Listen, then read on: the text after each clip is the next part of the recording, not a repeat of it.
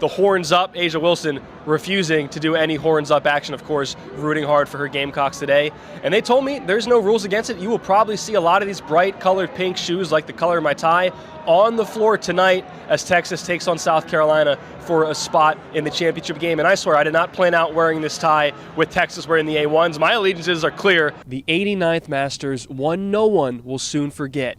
Rory McIlroy putting on the green jacket for the very first time. In the locker room post-game, Bree Breezy Hall, an SEC champion yet again. How many is this now?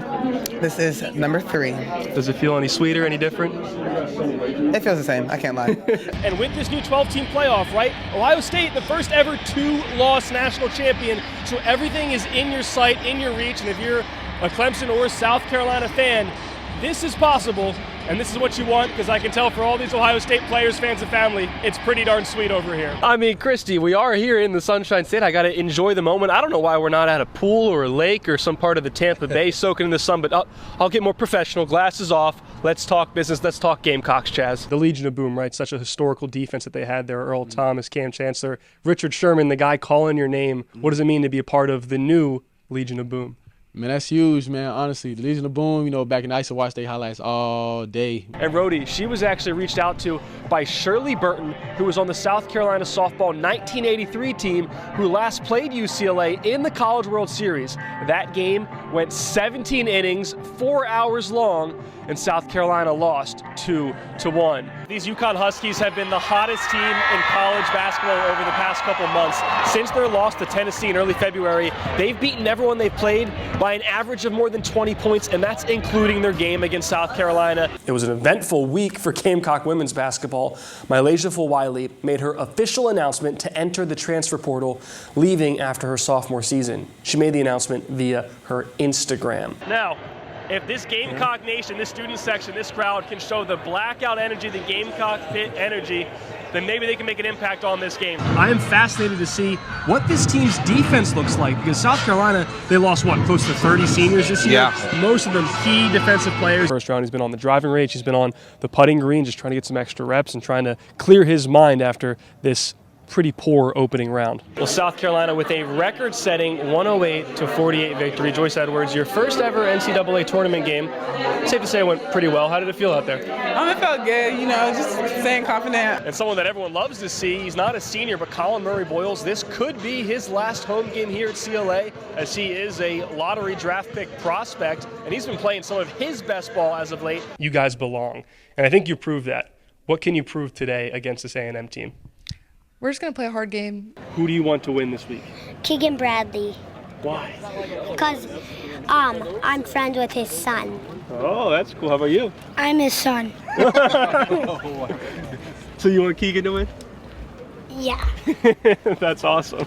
The last time these two teams met was last season, Texas A&M getting the win 3-2, but these are two completely different teams. Obviously, a new head coach, a whole new roster, so we're excited to see how they can face up with this #1 team in all the land. Who do you think's going to step up and maybe have a great first, second round, a great tournament? And she kind of gave me the parent answer, but she said that it could be anyone on this team. They're just that deep, that talented, that any one of these players is capable of carrying them through these first couple rounds. Potentially, last 2 games here, 2 games here at CLA, during the selection show, the crowd chanting 1 more year. What did that mean to you to hear the crowd have that sort of love for you? Honestly, I got a little shy when they were saying that. I was like, oh my gosh. Well, those patrons clearly hit the gift shop, and I did as well. Just bought a few things for the fam. Now it's time to stuff my face with pimento sandwiches, maybe an egg salad one, who knows. We'll get crazy here at Augusta. Catch y'all later.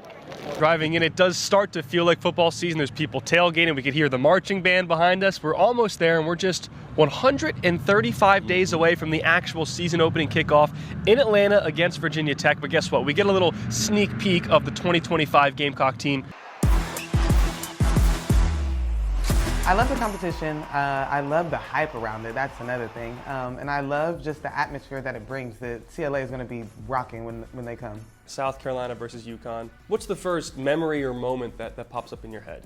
Ooh, the first memory that pops up in my head is when we won against them in the national championship. That was a super exciting moment. I couldn't believe it, and I was just happy for our team. So what's the atmosphere like in these games, both when you're home and then when you're at their place? Oh, it's crazy. Both fan bases are insane.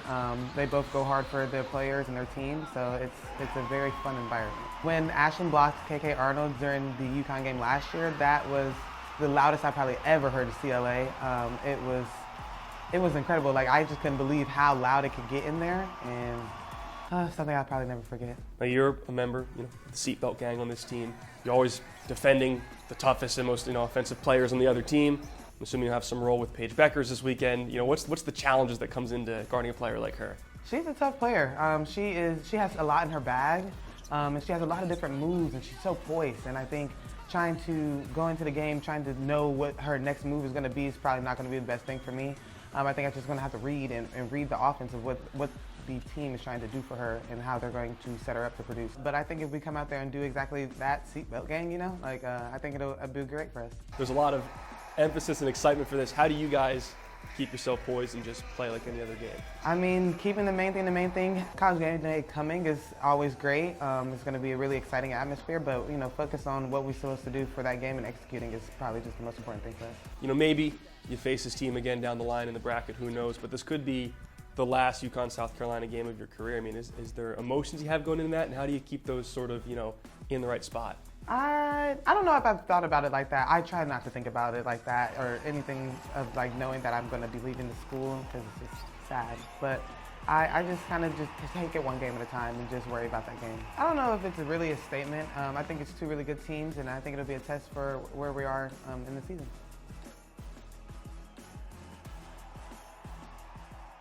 Here in Atlanta for the 2025 College Football National Championship between the Notre Dame Fighting Irish and the Ohio State Buckeyes. South Carolina actually kicks off their season here starting next fall, but the kicker from South Carolina for the past 4 years, he's here with the Irish, and his leg sent them to this game. In the semifinal, it's true! It's true! Mitch Jeter! You're that dude! And just being able to go out there and execute, it's been a dream of mine that came true, I guess, last game.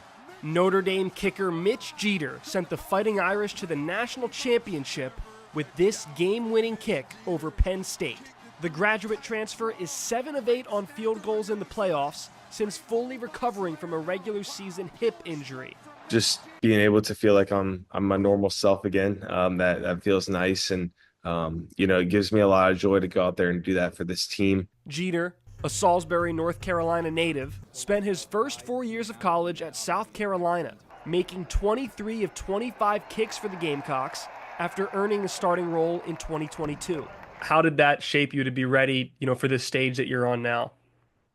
Yeah, South Carolina and that university has a special place in my heart. It really does. I really enjoyed my 4 years there. My time there really, I think, prepped me to be able to come up here and be prepared for big moments like this. Being in the SEC and hostile environments every single week, that pushed me to be where I am today. Jeter received a degree in biological sciences at USC and is still close with his former teammates. The thing about South Carolina, it's a brotherhood there. So all of us that were on that team, those teams for those 4 years are all so close, so connected, and it's all about the relationships that you can make for the 40 years down the road, not just the 4 years that you're there, right? Now, in his first year kicking for the Irish, he has a chance to be a national champion. Did you foresee something like this happening with this run and with your impact on it?